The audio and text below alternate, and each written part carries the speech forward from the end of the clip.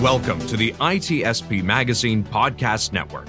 You are about to listen to the Getting Technology Right, Ethics and Technology podcast with Dr. Kevin Macnish. Get ready for a conversation about global values and technology, diversity and inclusion, discrimination, transparency in data, privacy, and cybersecurity. Knowledge is power, now more than ever.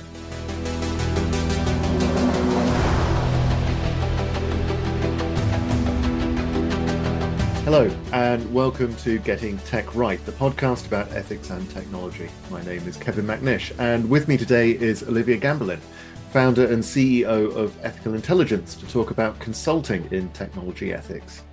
So, Olivia, welcome. Could you tell us something a little bit about your background and your interests? Absolutely. And thank you for having me here today, Kevin. Pleasure. I think this is the third podcast we've been on together. So at least hopefully, third time's the charm. Hopefully this is just absolutely stellar. We're going to find out. But yes, to answer your question. So I am an AI ethicist by background. What that means is I am an ethicist that practices in the field of artificial intelligence. I like to joke that I am part translator, part therapist. When I am working in the field, which essentially means I am working as a translator in terms of translating these high-level abstract values into action, practical action when it comes to developing and designing AI. And then as the therapist, I help in decision support. So I like to stress, especially with clients, that I'm not there to make a decision for you. I am there to support you in making the best decision possible, but on your own 2 feet. So it's a little bit of a mix there. Okay, excellent. So, I think we're going to get into talking about that question about making principles real, because that's a very strong interest of mine as well.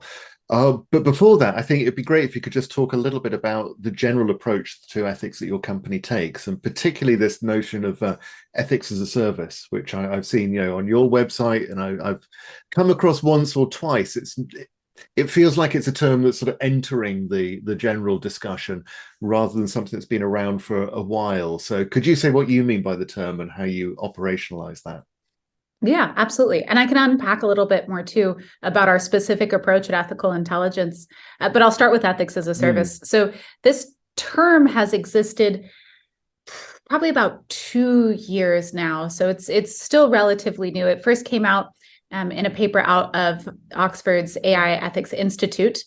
And when I read the paper, I thought, oh my goodness, this is exactly what we do. It's essentially being able to supply ethical expertise and guidance on demand 24/7 online, which is essentially what we do. How we do that is we have an international network of experts. These are verified professionals in responsible and ethical AI. We were checking the other day, and it is actually the world's largest verified network in this space. We're still pretty young. We've been growing it all word of mouth. So the people that are a part of that network, they come from a wide range of backgrounds. So we have ethicists, we have policymakers, we have technologists, we have more and more psychologists, actually, which has been interesting to work with. So it's quite a mix of people. But what we essentially do is when a company, when we engage with a client, they are either describing to us a very specific problem that they're facing, at which point we match the correct expert team and then guide the development of whatever solution that is. It's a point solution for a point problem. Or on the other end, we provide the advisory. So we match the company with the best fit advisor while the company still retains access to the entire expert network. So say I'm a startup, I'm working on generative AI, I'll probably be matched with an advisor that has either worked in building generative AI or in using generative AI.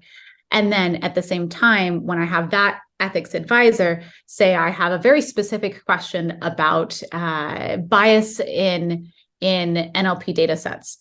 I don't know what the startup is doing and how those are connected at the moment, but it sounds like a cool startup or a cool company developing this. And I have a very niche question in NLP and bias.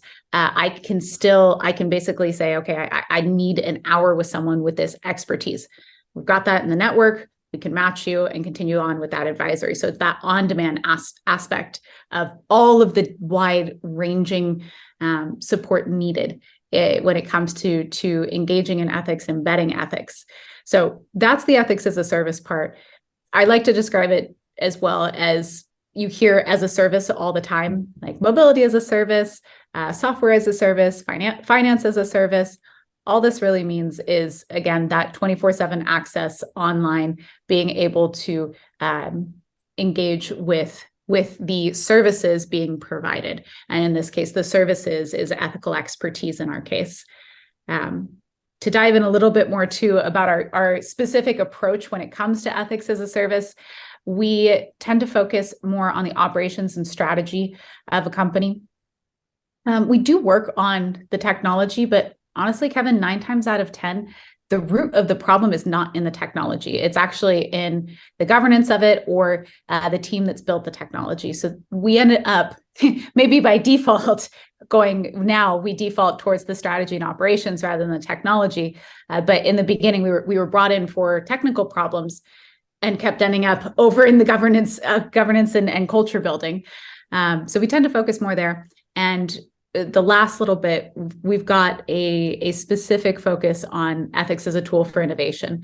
So being able to use something called ethics by design. So designing for our values from the start. So it's not only this risk mitigator, making sure we have safeguards in place, but also using it as identifying and emphasizing specific values to get a good return on business impact and investment really into your AI product that you're building. Mm-hmm. So I think that summarizes it all. I think I covered all the angles.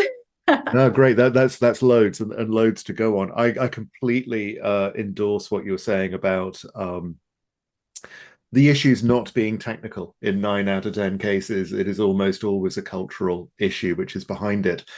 And it's something I've been reflecting on recently as in the wake of ChatGPT particularly, but over the last year or so, I've seen a lot of jobs coming up for AI ethics leads in companies. And one of the things I find very striking is that the skill set they're looking for is always technically focused. And so do you find it's an easy transition for a company if they bring you in to look at the technical side and you say, hey guys, actually, this is a bigger problem you've got here. You're not going to be able to just tweak your algorithm and all of a sudden it's going to be fair. It depends. Depends on where in the company we've been brought in, depends on the receptiveness of the people we're talking to, depends on really whoever our ethics champion is. Mm-hmm. Since what we're doing when we go into companies, we're looking for our ethics champions, the people that truly believe and are motivated to engage in embedding ethics. They're the ones that are really making the case internally. So in making that case of shifting off of the technology onto the operations, it honestly depends more on the company's maturity, I'm going to say. So a company that is just starting to engage in responsible AI or ethics, they immediately look at the technology and they're going to get stuck there and they're going to get stuck there and they're going to get stuck there. And it's going to be really frustrating for everyone involved because any decision made on the technology, if the people and process aren't in place, nothing's going to change. So that's the point in time where company's been trying a little while to fix some of the technical problems. They've got some things in place, but really all they've done is manage to frustrate their programmers and their data scientists because no one can keep anything straight and no change is happening, or they're just getting more checks put on them without actual any emphasis on their natural workflow and how to work with that. That's the easiest point in time to shift from the technical focus onto the governance focus when there is that frustration, when the company has tried a few things, they aren't seeing the success that they wanted, or someone has brought up the case of, I'm frustrated, stop giving me more things to do, this doesn't fit with my workflow. That's when it's a lot more receptive to saying, hey, you've got a bigger issue here. This isn't with the technology, you got a bigger issue here. So company maturity, I think it boils down to, honestly. Again, I would, from my own experience, agree with that. And just thinking that Well, I've been thinking for a while now, since seeing these ads with this very heavy focus, that I can imagine in 2 years' time that frustration is going to become quite widespread, and it will be very Yes. interesting to see how the market shifts around then. For those of us that believe in that more expansive, holistic response to some of those problems. So you talked a little bit earlier as well about moving from the very high level principles into making those real for people. So, from my own experience, we've seen as sort of about over the last 4 or 5 years, so many AI ethics codes coming out, over 200 of them. Now, they all broadly say the same thing. And I think with some people we've spoken to on this podcast, sometimes we talk about some of the global differences depending on which community you're talking about. But I think that the thing I'm really interested in chatting about with you is how do you make those real? Because obviously you've got things like privacy, where you could say, okay, GDPR or CCPA have to some degree or to a large degree sort of resolve some of those privacy issues. But where it comes to things like fairness or societal impact, those are much harder to regulate, and much harder, I would suspect, to operationalize. So how do you go about dealing with that? So one of the first steps of engagement that we have when it comes to operationalizing those codes of ethics is, well, this is going to be a classic philosopher answer. We start with definitions. We love defining terms, which sounds ridiculous out of context, where you're like, why? We don't have to sit around defining fairness. Yes, you do. You essentially, what we do is we look at these codes of ethics. We will kind of triangulate which values need to be brought in and embedded into the company. So we're looking at global scale, we're looking at industry practices, and we're looking at company values to understand, okay, fairness is really important for this financial institution. The fairness in financial institutions are usually best friends or worst enemies, depends on who you're talking to. But what we do then is actually start to step down and go, okay, what products exist, what models exist, and what does fairness mean actually for this product specifically in action, for this model specifically in deployment. It's not the sit around, let's debate whether fairness is fairness of outcome or fairness of equal outcome or equal opportunity. That's not what I mean in terms of defining fairness. What I mean is there is an algorithm being used to determine credit scoring and risk of defaulting on loans for this specific product. What does fairness look like in that instance? What risk is the financial institution, the bank, having to balance with being fair towards different demographics that may not necessarily have the traditionally attractive risk scores, so to speak? So in that case, looking at defining what does fairness mean in this instance, in getting that definition, what you're doing is you're actually giving, say, your data scientists that are working on that model, the ability to have a reference point. So they're no longer sitting there just applying all these different metrics. They're actually we're able to sit down with them and say, what metrics do you need to now track to be able to realize that definition of fairness that we have now established? And that definition is based off of regulation. It's based off of company values. It's based off of industry best practices. It's not a simple definition. They're usually quite complex, but it acts as that North Star. And this is, you can do this with any of the other values. This is just this is an example I'm using, but the first step is always, how do you get that definition down to as detailed as possible, so that people have the reference point to work off of. Great. Okay, yeah. So that I think makes sense of defining, as you say, your North Star, where you're aiming for, and then looking at it in a heavily contextualized scenario and saying, okay, what does it actually look like for this algorithm in this particular circumstance or in this particular marketplace? So as I say, I think that certainly makes sense. So what do you think motivates companies and investors to go out and start to develop responsible AI strategies? I know you deal a lot in the Valley, or with a fair few people in the Valley, and they obviously have the now infamous phrase of move fast and break things, which I think is probably used a little less now than it once was. But nonetheless, the idea about taking stock and trying to develop things ethically. Yeah, clearly in recent weeks, we've had the letter published by various tech leaders saying we need to take a step back and think about the ethics of where AI is going and so on. So is the motivation one of fear of getting it wrong? Is it a desire to actually do good in the world and say we can use AI for really beneficial purposes? What is it that's driving companies to come and seek out ethics as a service or any of your other sort of offerings? Yeah, I think right now I could say ChatGPT is scaring everyone, and that's been a huge motivator for companies. But honestly, Kevin, it kind of starts to break down to who I am talking to. So, for example, like you said, I deal a lot in the Valley.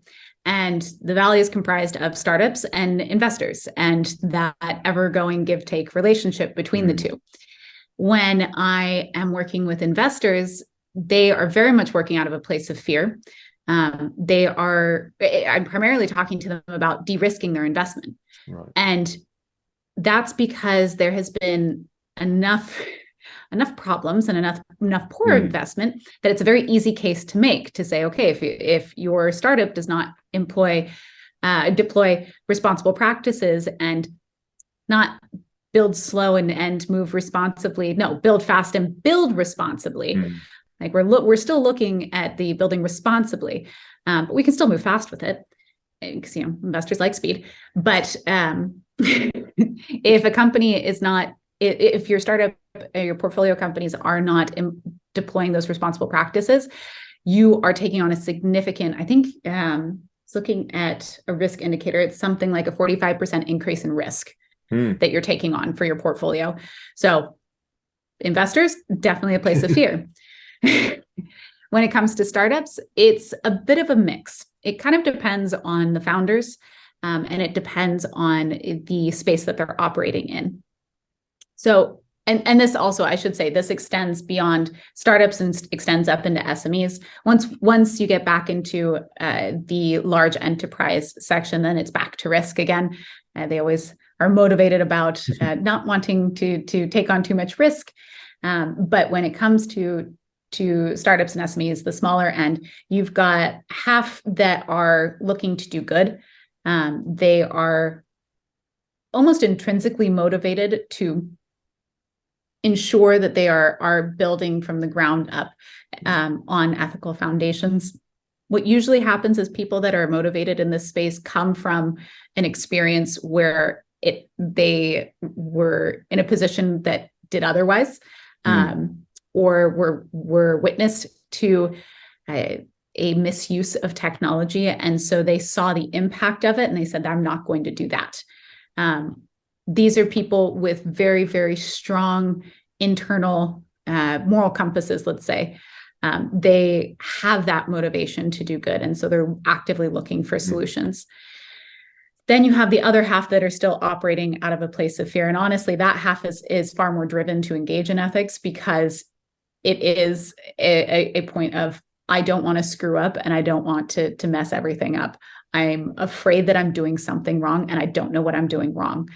And it does take a little bit of courage to say, I don't know what I'm doing. I'm afraid I'm doing something wrong. I don't know what I'm doing. I'm going to investigate it. Then you get over that little hump and then things work better. But it definitely comes from two points. Although I have to say the fear base is becoming a lot stronger thanks to onset of generative AI. Yeah, I think that's certainly put the wind up a few people for sure.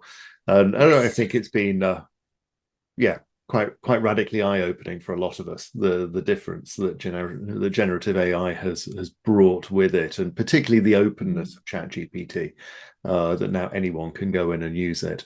And Yeah, unlike GPT-3 and GPT-4, which are much more controlled, the fact that anybody can just go in and write me an essay for my university degree or whatever, and have it Exactly. something that's actually not bad, certainly with a bit of tweaking. No. The So whole world where, oops, sorry, go ahead. No, go ahead. I was going to say, I grew up in the Silicon Valley.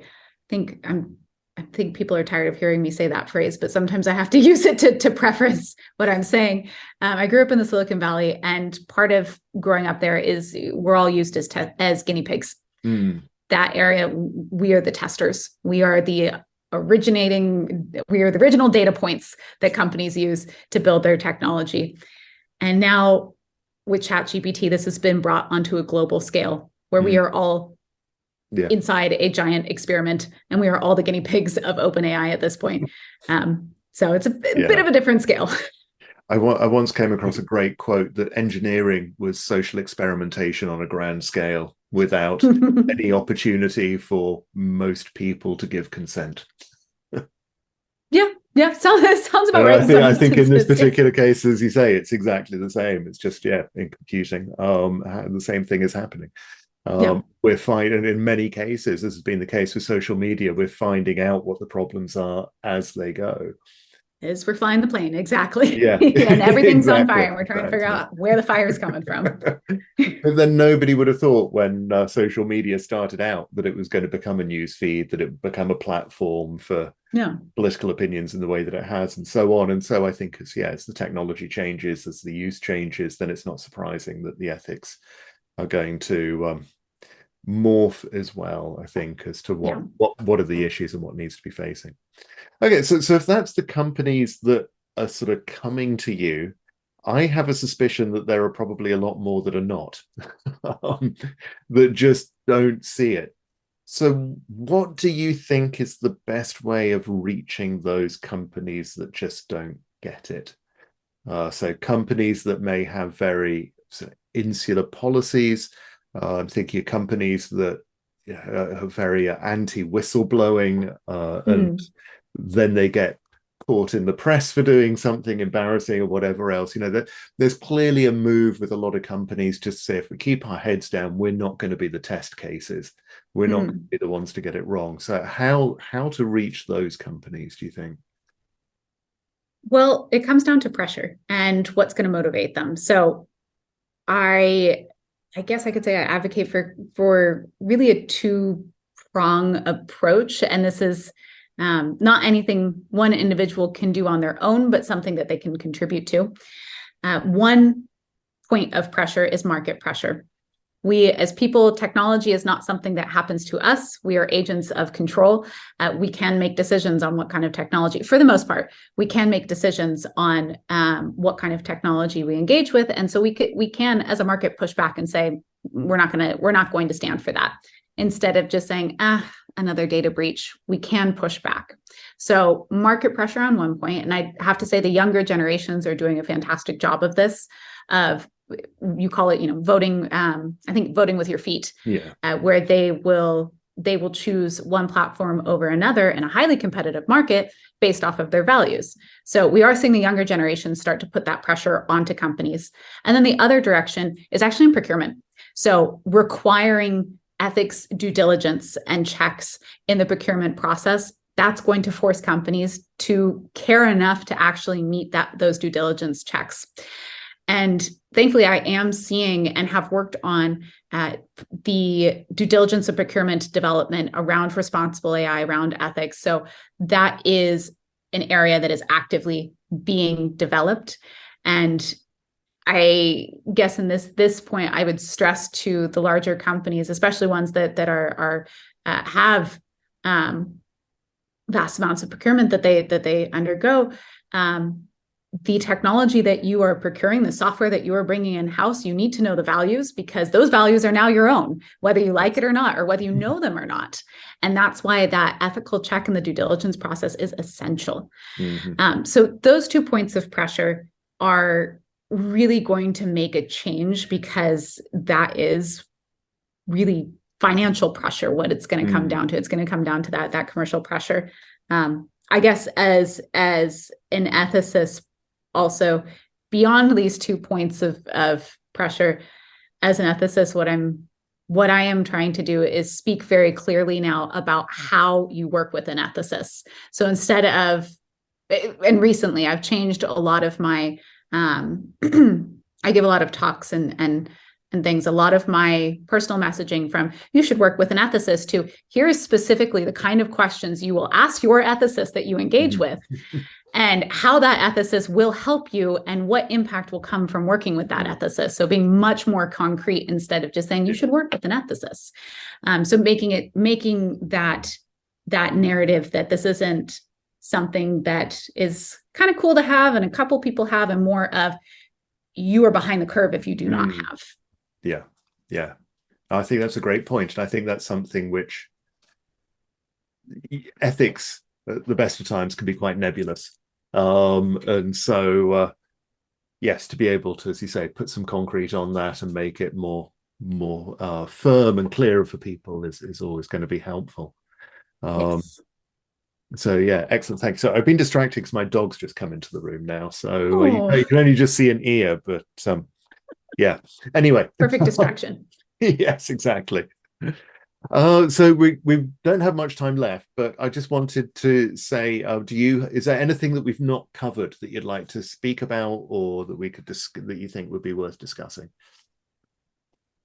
There's so many things, Kevin. That's a very hard question. I think I could go on for days. There's always more to cover. Pick the first one which leaps into mind then, and we can discuss that for 5 minutes or so. First thing that leaps into mind. I've got a good one. Okay. And this is in line with the difference between a technical problem and more of an operational strategic problem. So recently what we did at Ethical Intelligence, we have a quarterly journal. It's called The Equation. And each issue is focused on, say, either one of our issues is on ethics as a service, one is on the business case for ethics. But the most recent one that we just put out was the ethics of generative AI. And part of the research that we were doing for this journal, because we do quite an in-depth research to figure out what perspectives need to be covered in an issue. And we dug in and we said, we've got to get some perspective here on the fact that the ethical challenges around generative AI, the majority of them are actually coming from the business case, not the technology again. Yeah. So when it comes to companies looking at incorporating and utilizing all of this really kind of fascinating new technology of generative AI, how it's being used, that's really going to dictate the success, first of all, the success rate, but also the ethical challenges that companies are going to have to safeguard for or design for in both directions.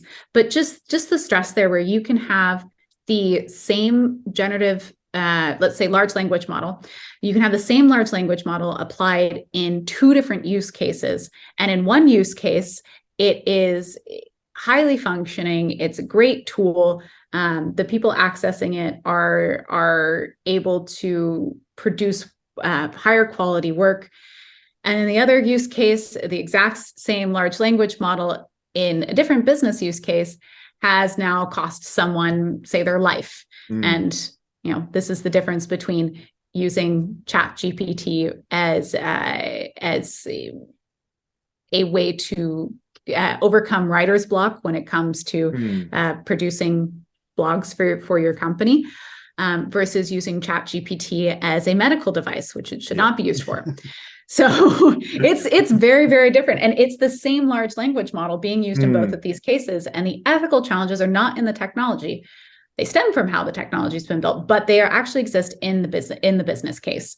So that's the first thing that came to mind. Yeah, I guess. No, excellent. I think that's a really good point. Absolutely. So the application of it, and of course, that's not to say that the technology is itself morally neutral, because it still has ethical considerations and concerns around it. But yes, even when you're sticking with the one technology, be it Bard, be it ChatGPT or whatever, then, as you say, it can be used for good ends and bad ends, and it could be used for, or at least negligent ends, shall we say? Yes, good way to put it. Excellent. Well, Olivia, it's been a real pleasure catching up with you again. So now the next dog has come in. Got a whole party going on there. I do. I think clearly I should have fed them earlier before the podcast, but never mind. It's been a pleasure again catching up with you. Great to see you again, and hopefully it won't be too long before I see you once more. You as well, Kevin, and thank you so much. And yes, hopefully I will see you soon for episode 4 of whatever podcast we end up on together. That would be great. Okay, thanks a lot. Bye. Take care.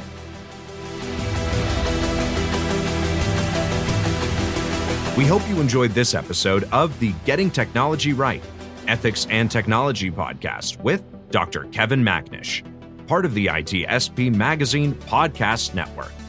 If you learned something new and this conversation made you think, then add this show to your favorite podcast player, subscribe to the ITSPmagazine YouTube channel, and share the ITSPmagazine podcast network with your friends, family, and colleagues. If you represent a company and wish to connect your brand to our conversations and our audience, visit ITSPmagazine.com to learn how to sponsor one or more of our podcast channels. We hope you will come back for more stories and follow us on our journey.